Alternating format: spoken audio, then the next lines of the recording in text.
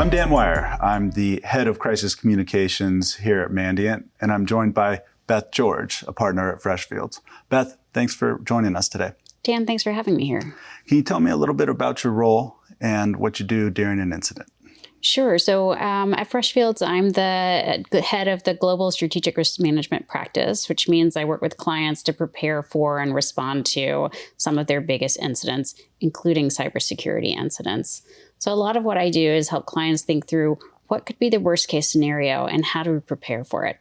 A very essential role. And where we stand, we run the communication side of an incident. And so obviously that has a lot of dependencies on the legal, regulatory, and contractual frameworks. And so working very closely with our legal partners, we help construct a response from a communication standpoint.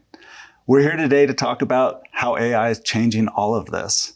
You know, I can share from a Mandiant perspective, the Google Threat Intelligence Group just released a new report. And as part of that report, they determined that based on real-world usage, adversaries weren't fundamentally drastically changing their capabilities. What we're seeing is an increase in productivity.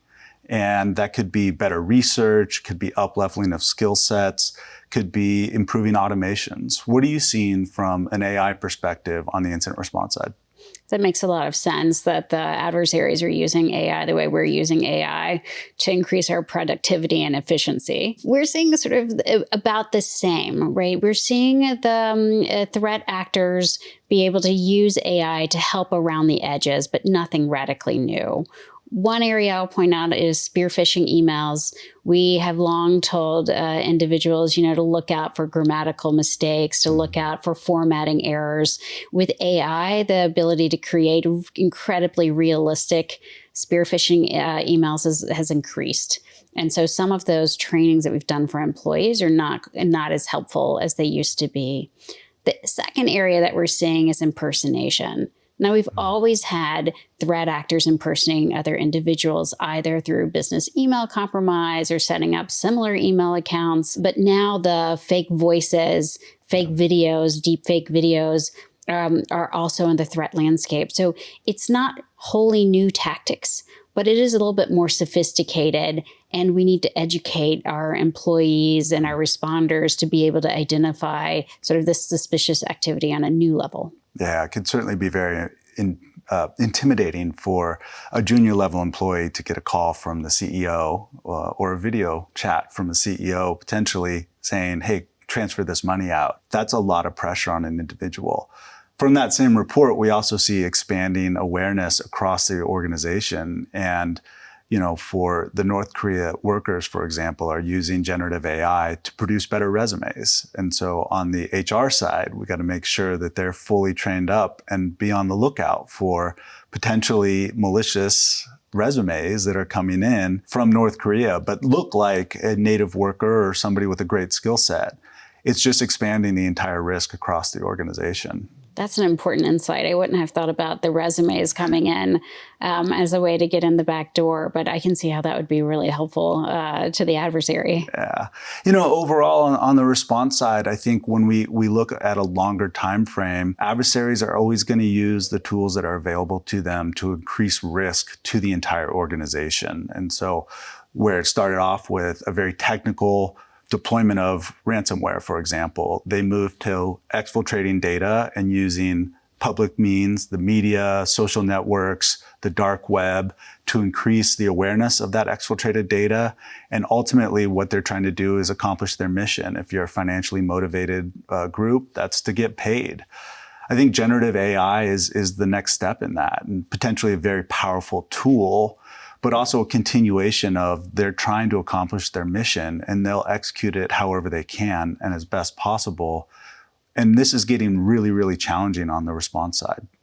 So Beth, outside of technical measures, how can companies proactively address these risks from AI? So one of the things that we're seeing happening with our clients is when they release LLM-based products into the wild, to consumers, to their sort of downstream users, that those products are not necessarily always working as intended. And thinking through those as incidents and the skill sets that the cybersecurity team has to respond to incidents has been incredibly useful for these companies. So, for example, even if it's not a security issue, when a product responds in a way that's not expected because the prompts that are going in, because users trying to see how they can provoke the product to do, you have to have the sort of same skill sets, right? You need to be able to monitor and detect when something goes wrong. Users may not report it to you. They may put it on social media, or what are all the ways that we could be able to detect this? Two, you need to be able to size up the problem. Is this a low risk for the company? Is it high risk? Is it critical? Who makes that decision, and what are the factors that you're making that on? Three, is it creating a legal risk or a PR risk for the company, and how are we going to respond? And so you have sort of the same needs for the same people in the room. Maybe it's not a cybersecurity incident, but those skill sets are just incredibly important for dealing with these emerging risks for companies. Exactly. And that's where we go back to the fundamentals really haven't changed. When we think about the communication side of things, we really need strong crisis management to produce strong communications. You have to have confidence in what you're saying internally or externally. And one of the foundations of that is governance. And so many organizations really haven't thought through that decision-making model. To echo your point, escalations. What are the criteria for how bad this gets and when? Who's responsible for reporting that to whom? All these processes really get built on the fly a lot of times when we come in and do incident response. And obviously we want to get ahead of that with a proactive approach. When I put my marketing hat on and I think about, we used to expose just a website and maybe an app, emails to our customer base. Now we're putting a completely interactive tool that's going to come up with potentially some surprising answers. How do we make sure that we're catching that? And again, to your point, like people are going to go put that on social pretty quickly. Let's make sure we capture it as early as possible, ideally in the testing phase. But if not, let's make sure we have that escalation in place before we get lost in a big storm of undue public attention. Exactly. And this is where also, expertise can be helpful, third-party expertise. Some companies are large enough that they have a crisis team internally. But generally, companies' marketing teams, their comms teams are focused on what's the voice of our company? How do we communicate? What are the ways that we use the language that are within our brand and our model? But they're not necessarily trained on how do I deal with a crisis. And they certainly aren't seeing crises 5 times a day, 1,000 times a year. And so being able to rely on, the expertise, for example, that Mandiant brings to say, we have seen this a dozen times. We're not saying how to speak in your voice, but we're saying these are the contours of how to respond to these types of incidents. It really can bring sort of expertise and insights and repetition that can be really helpful for companies that hopefully are not facing these types of incidents on a daily basis. And similarly, we have to lean on our legal partners. And I think firms like yours are really important in understanding that broader legal risk, regulatory risk, because that's not necessarily inherent in-house. And the worst thing is that they come to the comms people asking for legal advice. So we really do appreciate a strong partnership on the legal front. Well, I always say it's really important for CISOs not to just defer to who's going to be the legal counsel. They really need to be involved in selecting that because different lawyers approach incident response differently. And so making sure that you have good chemistry and good expectations with your legal partners, that it's not just your general counsel. You need to know who your general counsel is going to bring in as outside counsel. You need to know how your outside counsel is going to defer or not defer, what expertise they're going to bring to the table, what kind of advice they're going to bring to the table. Those relationships are not something you want to be building in a crisis. You want to do it before the crisis happens. And so it's really important to get to know, again, the broader team that you're going to be working with. Yeah. And just to draft off of that, legal has a big role in the communications process. And so the more that you can understand how your outside counsel might be influential in that process is really important to what you're ultimately communicating. Right. Exactly. So with a clear understanding of the evolving threat landscape, the next logical step is how can organizations unify these efforts? This brings us to that critical need of a whole of company response. What do you see from your perspective when an incident gets kicked off? Well, one of the most important things I think that the team has to deal with internally, like a security team, is how do we detect the incident to begin with? And then how does it get escalated? Understanding that escalation process, as we've talked about, is incredibly important. And understanding sort of how are we rating severity so we know who needs to be in the room is also important. It is possible that if you have a critical incident, you're going to have your entire executive team involved. You may have to have HR involved. You may have to have, not just comms involved and marketing involved, but your CFO, if you're a public company, may have a very heavy hand in this. And so thinking about who are your teammates in that room? How am I going to work with them? What are the external experts that we were maybe bringing in? How are they going to work with us? How quickly can we activate them? Do we have engagement letters already in place? These are incredibly important tools for any CISO to have in their toolkit. I wholeheartedly agree. And, one of the things that certainly the adversaries are targeting the entire organization, but then we also have to think about how the balance of business risk is evaluated and who are those people in the room. We've certainly worked with organizations that have felt like we need to shut down communications for whatever reasons. It could be legal, it could be otherwise. And then all of a sudden we'll have the sales team pop up and they'll say, listen, we can't continue to do our job unless we have some sort of explanation for what happened. And then you have to balance that overall business risk, certainly with the legal side, with the overall publicity of what would happen if this became more broadly known, with just the fundamentals of continuing to sell your product or your service and make sure that the business sustains itself. And that becomes that overall business risk equation and certainly part of the whole of company response.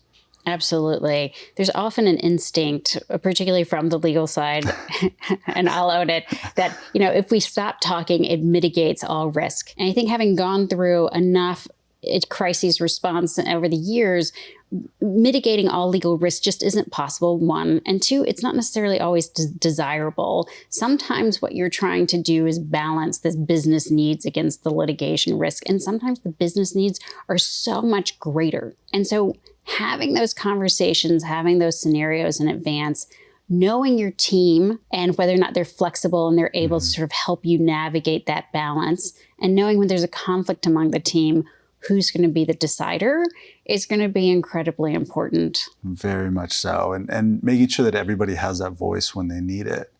One thing I think has evolved over the 10 or so years that I've been helping clients with incident response and the communications front is there's a lot more tolerance for organizations to go through an incident. If we go back 10 years, they were really punishing the victim organizations. And now I think people have data breach exhaustion. That's not necessarily a good thing, but it's the reality of our world. And interestingly, that changes from region to region. But in North America, for example, very commonly people are getting another letter saying, hey, here's some sort of data disclosure and your credit monitoring is available this way.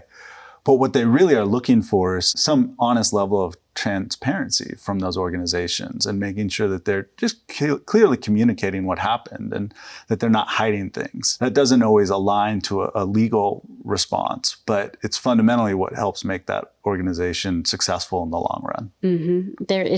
Yes, I totally agree. I mean, I think there is a reality that these types of incidents do end up with legal consequences, with fines, with settlements.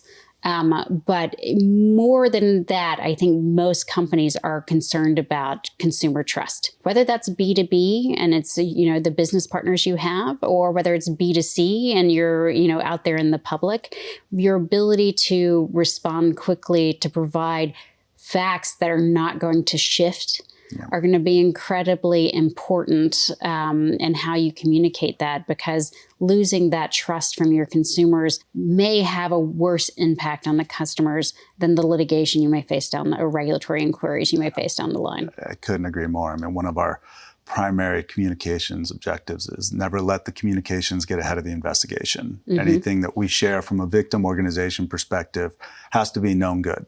Right? Or as close as possible as we can make that. And that's a really hard, that's a hard thing to manage during an event because people sometimes lean in. We want to be really transparent and then you have shifting facts, or they want to close everything down because they feel like we have to wait till the end. And there's this kind of measured transparency that can work itself out through the incident. And it's focused on, is there expanding risk to those stakeholders? And can we do anything from a communications perspective that would mitigate that risk? And I think people do appreciate that.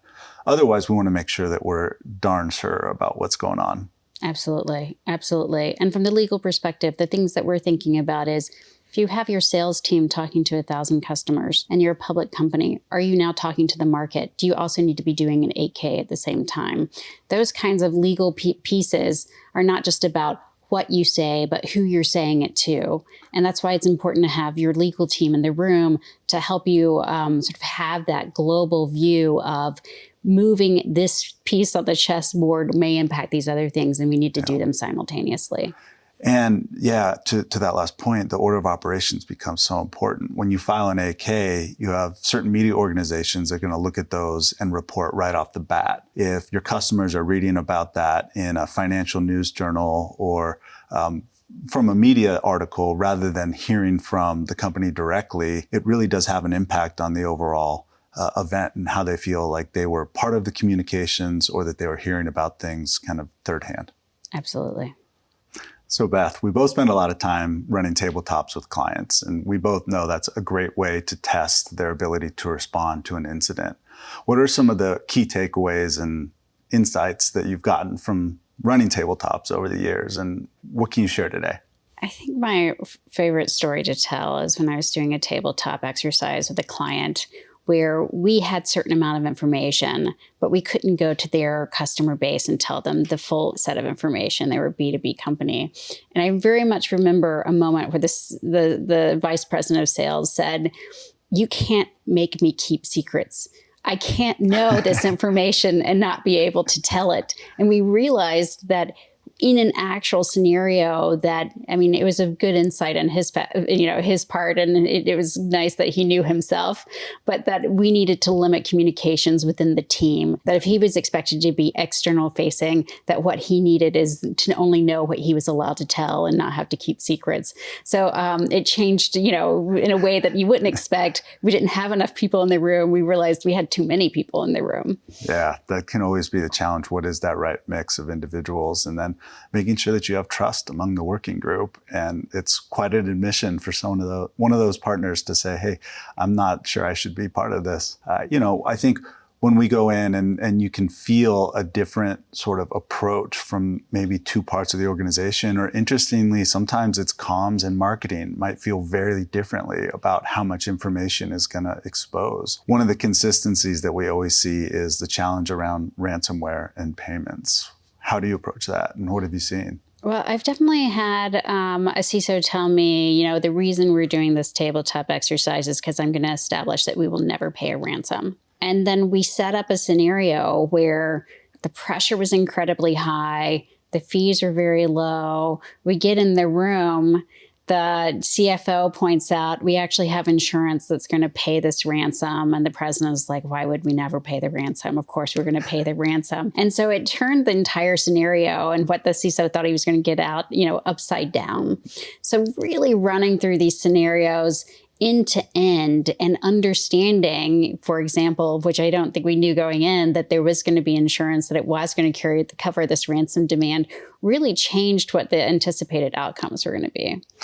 Yeah, I can imagine that. And certainly seen on the live event side, when you go in and you have a ransom event, maybe they've taken data out of the environment and they've also shut down the technical systems, causing a massive issue. It's a whole set of different pressures that executive teams will feel. Translate that into a tabletop, and all of a sudden the CEO who slammed his hand down on the table and said we'd never ever pay a ransom is all of a sudden considering a ransom. Do you have a guiding principle around a ransomware strategy when clients come to you and say, how should we think about that? Well, it's really important to have an outside expert that's sort of helping you guide you through this, right? One of the biggest issues with ransomware is whether or not that's coming from entities that are sanctioned. And when you're talking about sanctioned entities, you may end up with criminal penalties if you pay a ransom. And so each ransom is a little bit different, depending on who are the threat scenarios, who are the threat actors, and what do we know about them, and what is our risk profile with them, what is being ransomed, and what the ransom looks like, what does the cost look like. So it's really hard to say this is how it's going to play out. I've seen scenario after scenario just have slightly different changes and slightly different interests from the company. And so it's really hard to predict in advance where a company is going to come out. So having that muscle memory of at least knowing who needs to be in the room and how we're making this decision is more important than thinking you're going to know what the decision is before the event actually happens. And you made a really good point about knowing the adversary. One thing that we make sure to point out during our tabletop exercises is there's two decision points. Do you want to engage with the ransomware operator? And then do you want to pay? And most of our clients, or many of our clients, will assume if I engage, I'm going to pay.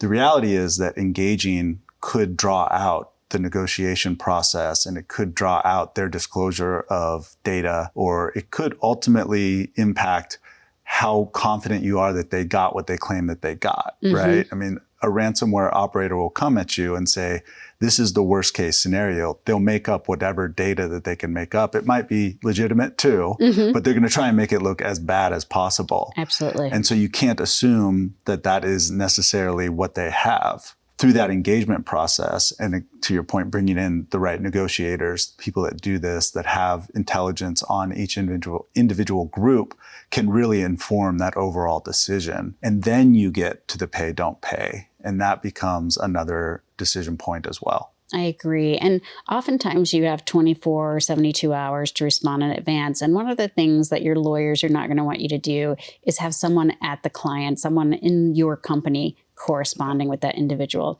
So you need to have someone on a rapid speed dial that you are willing to engage with the ransomware, with the attacker, because all of those communications could be leaked. And so having that third party to help you navigate it is incredibly important. And to your point on communications being leaked, the ransomware operator might not necessarily go to a full disclosure. They're going to start a stepped process. So we often see, okay, they've reached out to an executive, a CFO or a CEO. They'll start to broaden that email targeting if they haven't heard back. And so all of a sudden, it could be info@company.com, and it's just a random inbox, and somebody could potentially interact with the threat actor that way. We certainly don't want that to happen. And then they're going to take another stepped approach if they still haven't heard, maybe a dark web release, maybe some sort of comment on a social media site, all the way up to direct media engagement or reaching out to stakeholders. They'll look through an exfiltrated list of customers and reach out to those individual customers and say, hey, I got your data from this company. You need to be worried about it. All of it is trying to increase risk to the organization, fundamentally non-technical. And we need to make sure that we're ahead of that, or at least considering how that might play out in that overall response. And that's kind of how communications become such an essential risk mitigation activity. I think one of the things that many people don't fully understand is a crisis event is separate from a cyber crisis attack.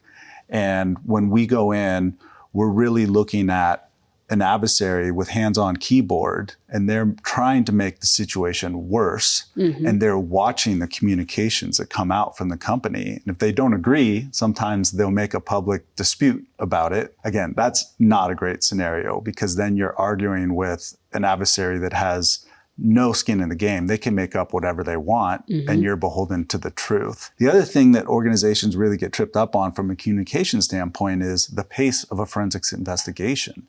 You're talking about weeks or months. Most all scenarios crisis response plans are orientated around hours or days. And so we really need to think about, how does communication support the longevity of that? And then lastly, you could also lose all of your primary communications tools, both internally to work the event, to talk to employees, and then also externally. Your website might not be accessible. You might not have access to your email. All of these things end up tripping up companies and work in the adversary's favor. Absolutely. I think those are all great points. And when companies are thinking about, how do I prepare for these scenarios, one of the most important things is having these types of insights of, these are the things that we've seen happen to other clients. How can we incorporate these into sort of your planning scenarios? Absolutely. Well, thank you for your time today. It's been a really interesting conversation. Certainly a great partnership with a legal firm is essential to this process and making sure that you're ahead and planning with that legal partner. And you guys do a great job with your clients. So thank you for that. Dan, thanks for having me here today. It's a pleasure.